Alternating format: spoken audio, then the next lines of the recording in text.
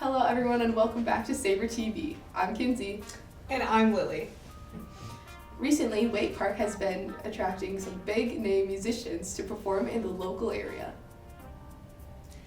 The Ledge Amphitheater opened its doors in 2021 and over the past several years has expanded the entertainment scene in our backyard. This year's summer schedule is already rolling out, with recent concerts being announced such as the Beach Boys, Jason Mraz, and Primus, all taking the Waite Park stage. Tickets for any of these shows can be purchased online through Ticketmaster, and you can follow their socials online to find upcoming shows and announcements. In other news, a couple from Grand Rapids recently struck gold after winning over $65,000 participating in The Price is Right. Chris and Ashley Walker appeared on the show earlier this month and walked away with some serious prize money after winning $50,000 with the answer "bundle up," which seems appropriate for a Minnesotan to win.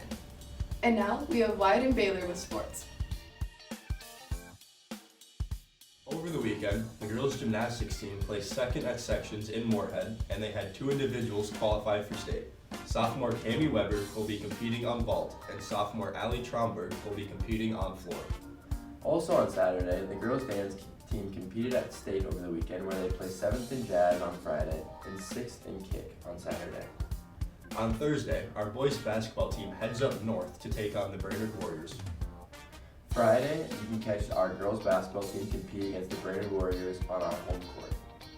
Our boys' swim and dive team will also begin sections that night in Brainerd. On Saturday, the boys' swim team will continue their sections in Brainerd. Knowledge Bowl will be competing at St. Cloud State. Our speech team will be heading down to Eastview, and you can catch the girls that qualified for state gymnastics down at the Roy Wilkins Auditorium in St. Paul. Also, check out the compelling cookie criticisms on theLeSabre.com.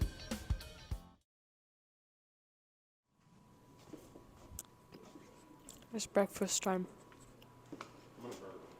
Okay. Good one.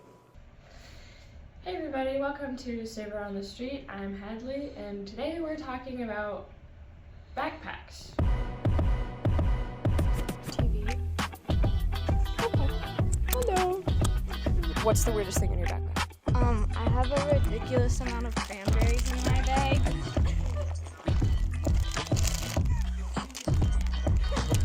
How many is that? Have you counted? I have like 25. All right. What's the weirdest thing in your backpack? 3 bags of gum. What flavor gum? Kool-Aid? More Kool-Aid? Some Can I money? have one? Yeah. What is the weirdest thing in your backpack? I got this crumpled up picture of Caden Brooks.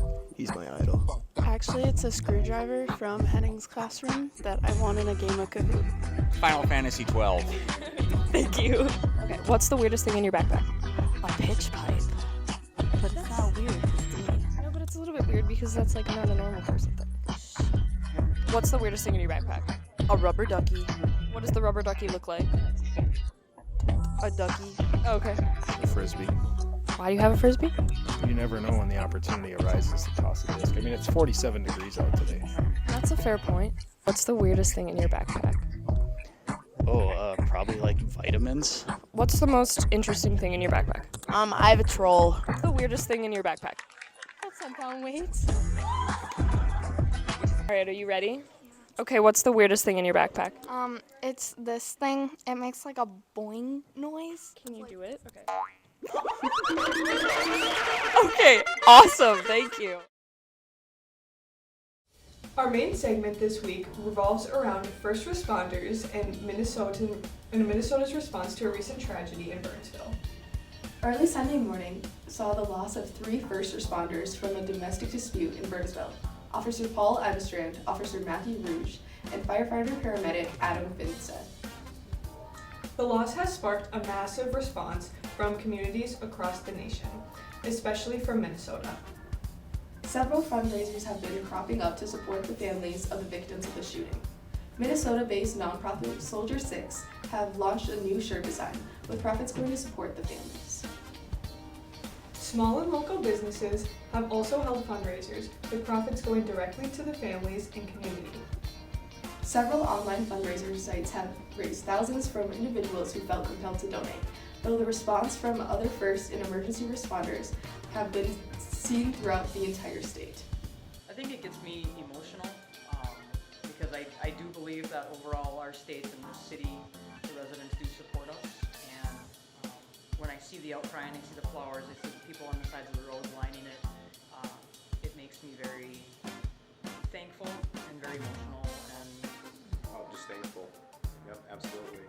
reminded each other that we are a team and a family and we've got each other's backs, and if anybody needed to process and talk it through, that we were here for each other. Flags across the state have been lowered to half-mast out of respect. Several local police and fire departments have shown their support and solidarity in their communities.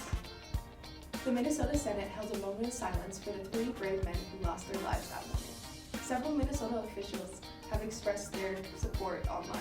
Governor Tim Walz has posted, "We must never take for granted the bravery and sacrifices our police officers and first responders make every single day. My heart is with the families today, and the entire state of Minnesota stands with Bernstown." Several of these fundraisers are still active and still raising funds for families of the fallen first responders if you feel inclined to donate. With that is all we have for this episode. I'm Kinsey.